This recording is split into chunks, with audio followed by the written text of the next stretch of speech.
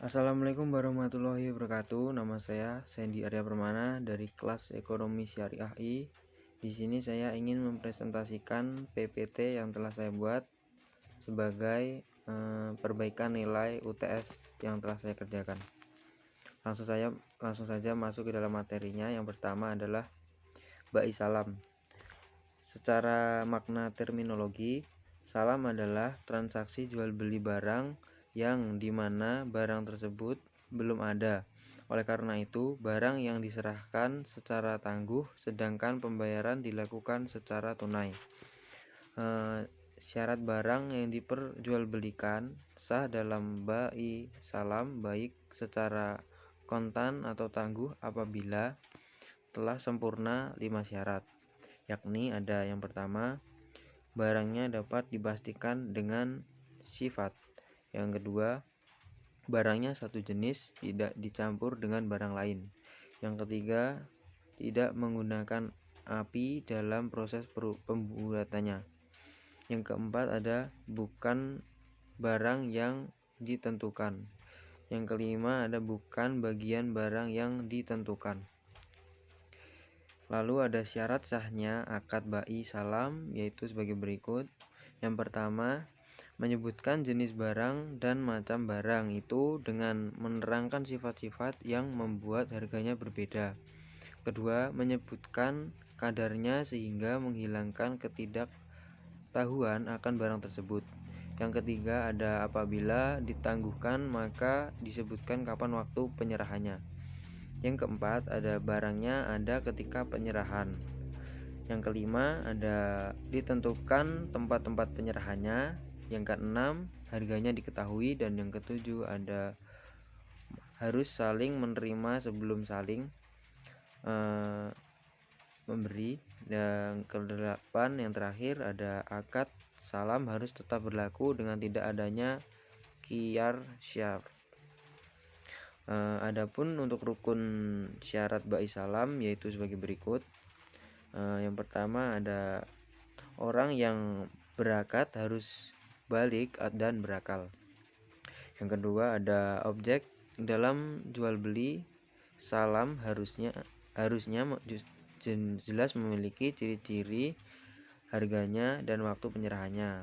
Lalu yang selanjutnya ada sikhat harus dengan pernyataan yang jelas dan dipahami oleh kedua belah pihak. Lalu implementasi atau contoh dari Ba'i Salam ini akan saya sebutkan. Yang pertama ada online shop dengan ketentuan jelas barangnya, harganya, kualitasnya, dan waktu penyerahannya. Yang kedua, contoh kedua ada membeli mangga yang belum ada barangnya dengan menunggu selama 2 bulan dengan syarat dan ketentuan yang telah disepakati. Langsung lanjut saja ke materi yang kedua, yakni Ba'i Istinah atau bisa disebut dengan pesanan. Secara makna terminologi jual beli, istinah ini menyerupai jual beli salam. Yang membedakan hanya istinah ini cara pembayarannya dapat dilakukan di awal dan di akhir dan di tengah dan di akhir, baik kontan maupun bertahap. Rukun Ba'i Istinah yaitu sebagai berikut: orang yang berakad, objek yang diakadkan, dan sikhat. Lalu syarat-syarat Ba'i Istinah yaitu sebagai berikut, akan saya bacakan.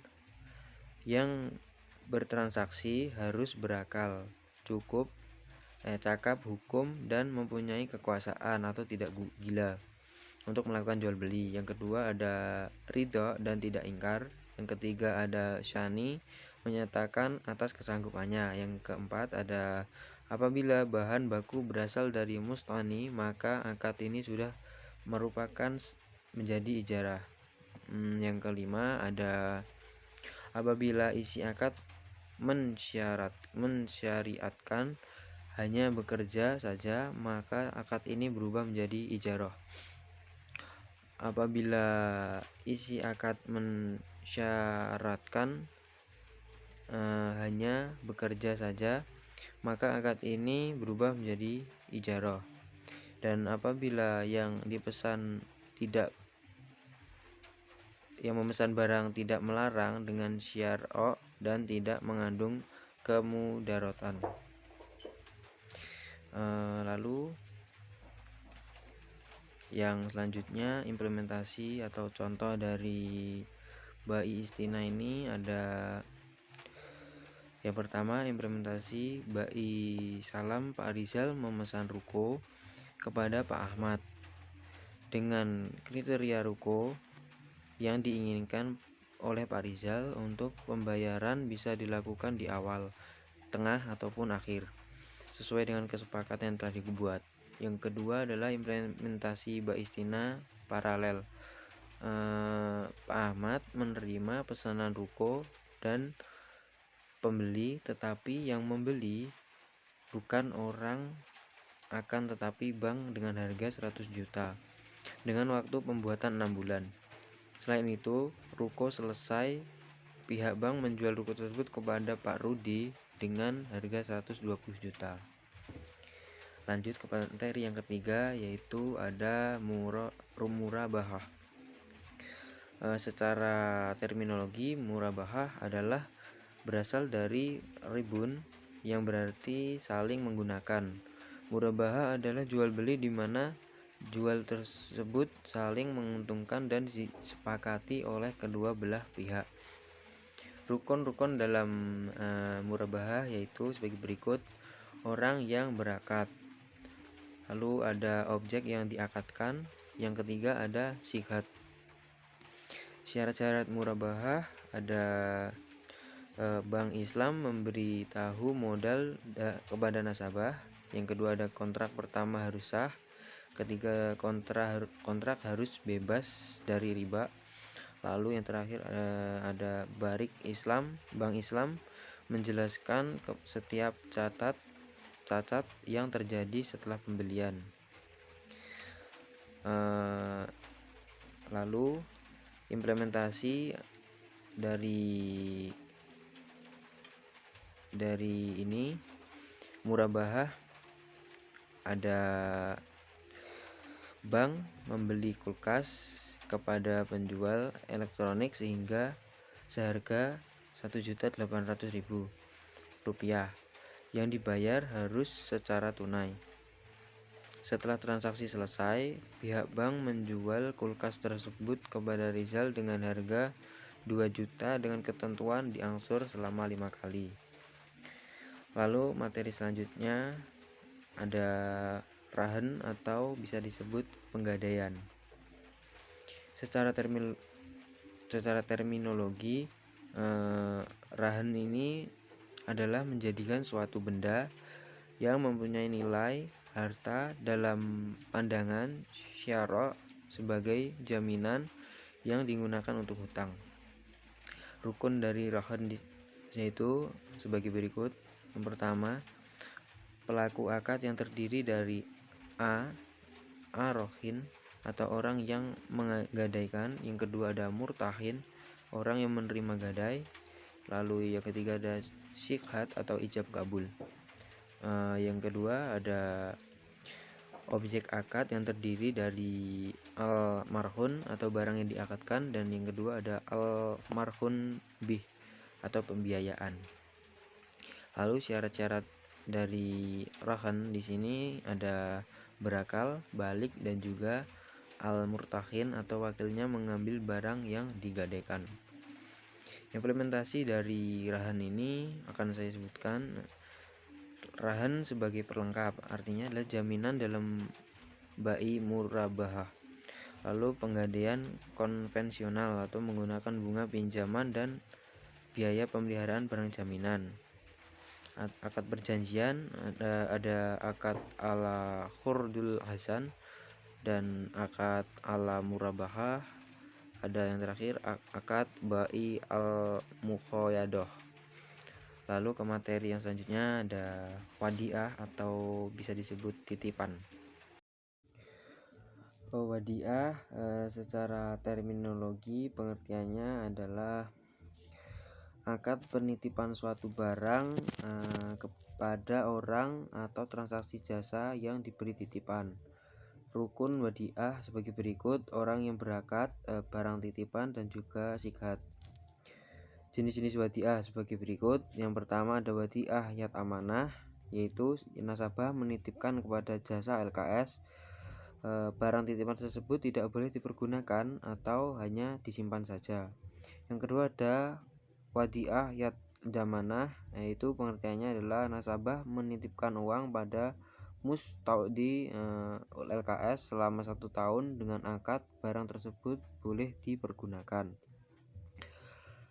Lalu ke materi yang selanjutnya ada musyarakah atau musyarakah atau bisa disebut dengan kerjasama. Secara terminologi, musyarakah adalah sebuah transaksi kerjasama dalam modal usaha membangun atau menjalankan usaha yang akan dibagi dan dikelola bersama modal. Rukun musyarakah adalah sebagai berikut. Yang pertama, pihak yang berkontrak atau akidain, atau sebenarnya pihak yang harus kompeten. Yang kedua ada objek yang dijadikan atau makhud alaih. Makhud alaih atau dana modal berwujud uang atau aset perdagangan. Yang ketiga ada sigat. Lalu syarat musyarakah adalah sebagai berikut, yaitu modal berupa uang atau kontan. Kedua, modal dicampur. Dan yang ketiga, yang berserikat sepakat atas macam dan jenis barang. Yang keempat ada saling memberi izin untuk mentransaksikan barang. Yang kelima ada laba dan rugi dibagi sesuai jumlah modal. Sebagai contoh implementasi musyarakah ada sebagai berikut. Syirkah di bidang pertanian. Musyara'ah atau pembagian hasil penyedia 40%, pengelola 60%. Mukabarah penyedia 50%, pengelola 50%. Dan yang terakhir musakoh, penyedia 70% dan pengelola 30%. Lalu lanjut saja ke materi yang selanjutnya. Ada mudarabah. Secara terminologi, mudarabah adalah pemilik harta atau modal menyerahkan modal kepada pengusaha untuk berdagang menggunakan modal tersebut, dan laba dibagi di antara keduanya berdasarkan kesepakatan yang telah disepakati. Rukun-rukun mudarabah ada yaitu pemodal, nisbah keuntungan, pengelola, dan sigat. Syarat-syarat mudarabah yaitu sebagai berikut. Ada modal tersebut berupa uang yang sah. Kedua, pemilik harta mengizinkan kepada pengelola untuk bebas melakukan transaksi atau memperdagangkan barang yang tersedia. Yang ketiga ada penentuan jatah orang jelas dari keuntungan bagi si pengelola. Yang keempat ada tidak dibatasi dengan batas waktu tertentu. Jenis umum mudarabah dibagi menjadi dua, yakni yang pertama ada mudarabah mutlaqah. Maksudnya adalah bentuk kerjasama antara pemilik modal dan pengelola modal yang cakupannya sangat luas dan tidak dibatasi oleh spesifikasi jenis usaha, waktu, dan daerah bisnis. Yang kedua ada mudarabah muqayyadah. Jenis ini adalah kebalikan dari mudarabah mutlaqah, yakni pengelola modal dibatasi dengan batasan jenis usaha, waktu, ataupun tempat usaha. Yang selanjutnya, materi selanjutnya ada hiwalah atau bisa disebut dengan pengalihan utang.